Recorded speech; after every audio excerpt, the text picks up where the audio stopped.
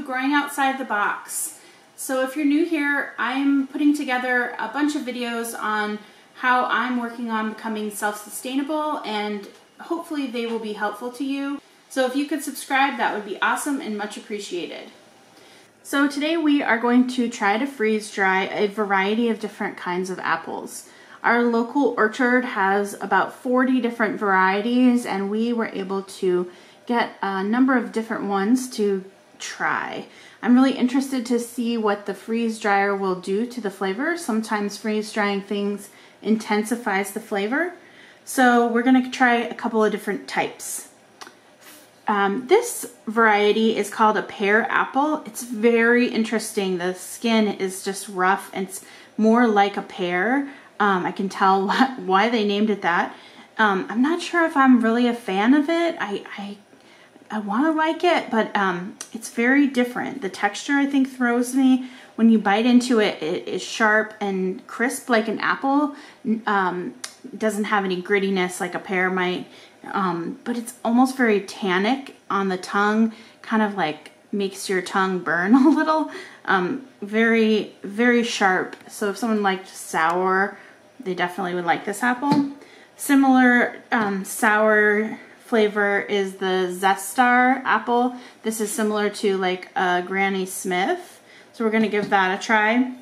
We're going to try the good old Honey Crisp. This one obviously is a nice eating apple, very sweet and crispy. We're going to give it a try in the freeze dryer. My favorite one of these is the Snow Sweet. It's similar crisp texture to the Honey Crisp, but is sweeter. So that's really nice. And then this one is also really interesting. It's called a Ginger Gold, and it's soft and buttery, more like a pie cooking apple, but also has sort of like a tanginess, like a mild gingery type flavor. So it was well named. So we're going to give these a try and see what happens in the freeze dryer and how the flavors might change. Okay, so we're going to go ahead and get started. I've calibrated this peeler and slicer so that it will work for us. It is the kind that suctions to the countertop. We got it secondhand. I just don't suggest it if you're going to purchase one of these. Find one that locks in and clamps down to the countertop. It's much better, but we're going to use what we have. I've already started to peel and core them, and you can see just after a very short time they're already starting to turn brown. So I think this is the key here in order to freeze dry apples and not have brown apples, is we want to use lemon juice. So I am going to be using this. This is lemon juice that we found at Costco. It's organic. We only saw it one time, so definitely check your aisles for, definitely check Costco to see if you have it near you. It's awesome. One of the things that I am a little bit concerned about, if I wouldn't have access to the store, is definitely lemon juice. In order to can safely, you need this lemon juice from concentrate a lot of times.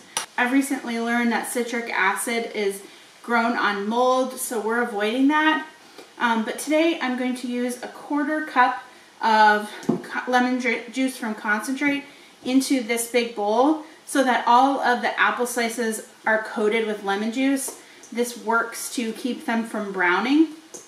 You only need enough to cover the apples. You don't really need a whole lot, but just enough so that there's a little bit on each of the apple slices. I'm going to call in my helper and we're going to get going. Helper, come on. So we're going to use our apple peeler and corer. Like I said, it's not the best option because it doesn't really stay put on the counter. So if you're looking for one, find one with a clamp. But it is definitely a quick process in getting most of the peel off and getting the core out. So what we're going to do is we're actually going to save our peels and cores, and we're going to make apple cider vinegar with them. So I'm going to collect them in this jar for now.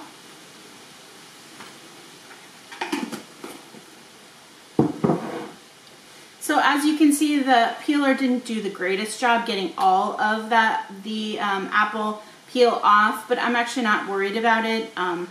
It'll freeze dry fine like that. Once I have a sliced apple, I'm just going to cut it into slices. So then now we have just this apple slice.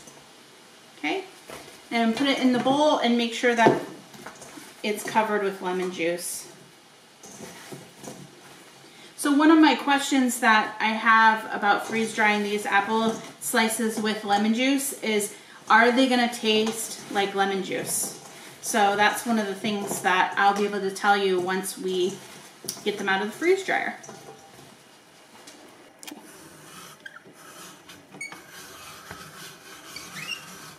It's very effortless.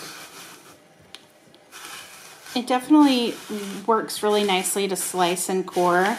The peeler is a little bit rough, but for our purpose, I'm not too picky about it. This one's easier than the last one I did. It's just not catching the peels very well. It's just one section it didn't get, other than that. There you go. Okay, so slide it off, and this core and the peels are gonna go in our jar for cider vinegar. So we have this less than perfect apple core and peeler. The nice thing is we have these springs, it's fun, and it's nice and evenly sliced, which is important when you're going to freeze dry. You want things to be even so that it dries evenly. I'm gonna attempt to just peel this off. It seems to work okay. Just the parts that it didn't really get very well. And you have to work quickly. You can tell that this one's already starting to turn brown a little bit. And what I'm going to do is just make these slices, and then I'll go ahead and put it in the bowl. And you just want to make sure that you're peeling apart the slices in order to get the lemon juice in between all of the layers of the spring.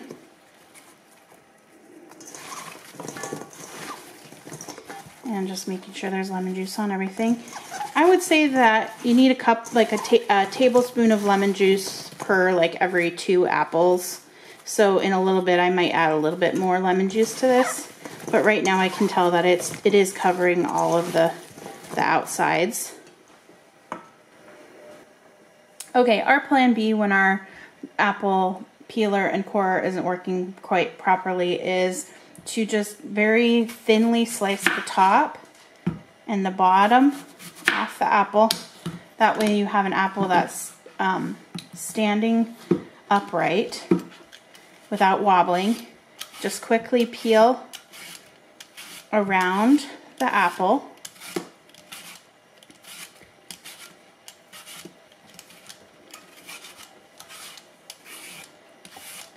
Okay. And again, I'm not worried about it being absolutely perfect. And then these apple slicers and corers are super cheap. You can find them at thrift stores. You can find them on Amazon. You can find them pretty much everywhere. And go ahead and just slice. So then we have wedges. And one of the things that I'm going to try to do is then cut the wedges as evenly as possible so that we have nice, even slices for the freeze dryer. So I'm going to shoot for doing thirds, just so that they're pretty much the same slice. So they're pretty much the same thickness.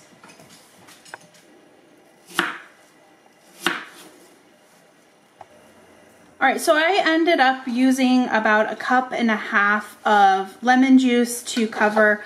This ended up being 13 largish apples. So 1.5 cups of lemon juice.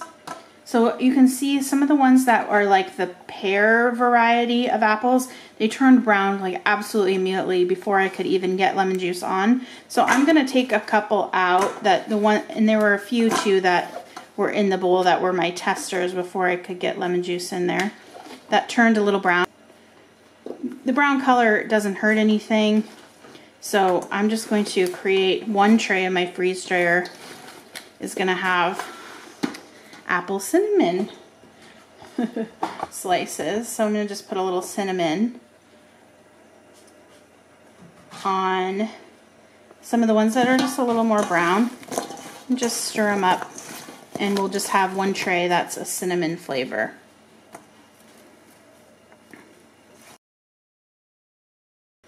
Okay, now we're getting ready to load our trays for freeze drying. I am going to load them up and then pre-freeze them in my deep freezer to start. If you don't have room in your deep freezer, you could put them in a bag, pre-freeze them, then put them on your trays. I was seeing an article from a blogger who was doing some tests on freeze drying that said that it is actually more efficient to overload your trays. It takes longer, but if you do mound them up, you're actually getting you're spending less money on energy to spend the time it takes to have the freeze dryer running for one longer period of time than you are to do multiple runs to do the same amount of food. So I'm going to kind of find a happy medium and not mound up the trays, but I might put a little more than a single layer. So I have my apple cinnamon tray already there. And that one has a little peel on it. I'm going to remove it.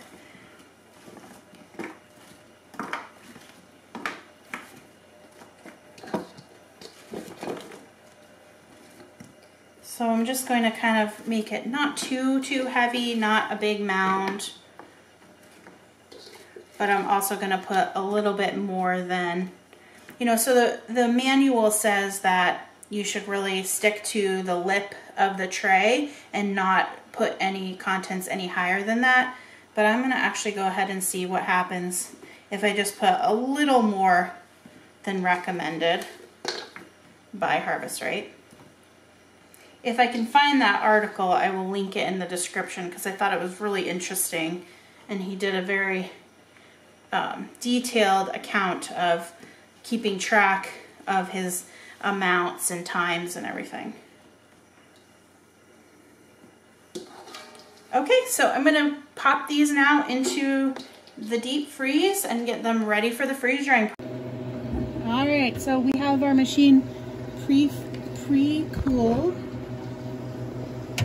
I'm going to go ahead and put our apples in. We'll put the cinnamon ones on the bottom.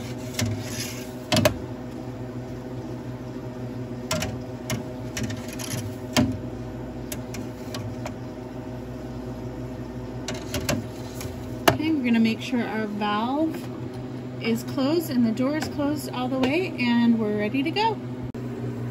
Alrighty, the apples are ready according to the freeze dryer. We're gonna check them out and take a look. I am going to use the moisture meter. I've had a lot of people make, I am going to use the moisture meter. I've had a lot of people make comments that this is made for wood and not apples or whatever your freeze dried good is. It does detect moisture though, so although you might not want to trust it for the be all and end all, it does detect moisture, especially if you're new to this. It will show you if there's moisture in there. This is saying that there is not moisture in this apple, but I'm also going to take some other things into consideration. The other thing about the moisture meter that a lot of people commented on is that it has to be poked into the same piece of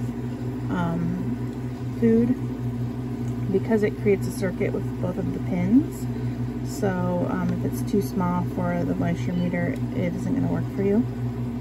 So thanks for those folks that let me know. I'm going to go ahead and just try like a different piece here.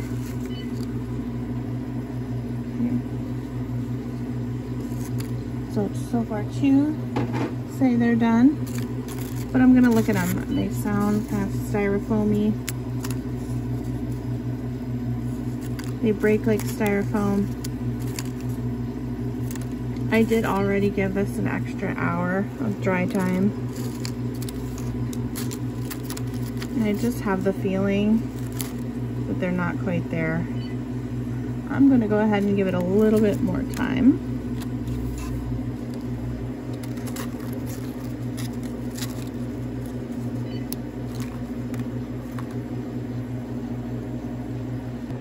Okay, I've come back after 2 more hours of dry time to check on the apples.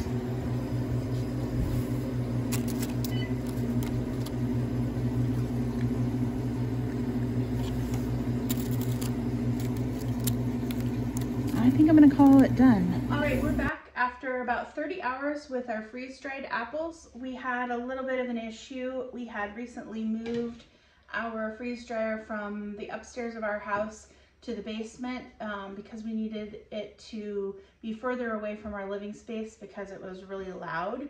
And this is my first batch of freeze drying since we did that. And I must not have tightened the hose exactly right, so I had a pressure issue. So I'm approximating that these apples took about 30 hours. And you can see they're crispy. They have a really light styrofoam texture and they snap. I did end up putting them in 2.5 hours more on dry time. And they are melt in your mouth, very sweet. And one of the questions I had when I started this was, would you be able to taste the lemon juice? I don't specifically taste the lemon juice. There is a tartness that comes along with the sweetness, but I think it's very nicely balanced, and the tartness really just could be coming from the apples. The cinnamon apples were an awesome experiment. I would definitely do that again. They have a nice cinnamon flavor. So all in all, what you should remember about doing apples is you really need to put lemon juice on them in order to keep them nice and white. It also matters what type of varieties that you're choosing. Choosing a crispier snacking apple will freeze dry better just because of the color of the apple. I found that the pie varieties turn brown right away, but if you have pie varieties and you'd like to freeze dry them, putting cinnamon on them really makes them taste amazing. And or you just, you know, snack on a brown apple. If that doesn't bother you, then it really doesn't matter. So hopefully that this was helpful for you and that you learned how to freeze dry apples. Have fun. See you next time.